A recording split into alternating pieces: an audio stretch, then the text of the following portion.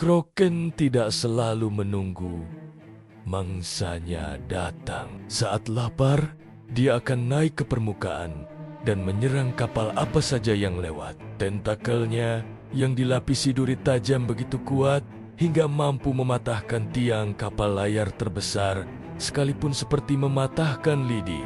Dia akan membelit lambung kapal, meremukannya hingga hancur berkeping-keping, lalu memungut para pelaut yang jatuh ke air satu persatu seperti camilan. Tidak ada meriam atau pedang yang bisa menembus kulit tebalnya. Dan jika kapalmu terlalu besar untuk dihancurkan, dia punya trik lain. Berenang memutar di bawah kapal untuk menciptakan pusaran air. Raksasa yang akan menelan kapalmu yuta ke dasar laut.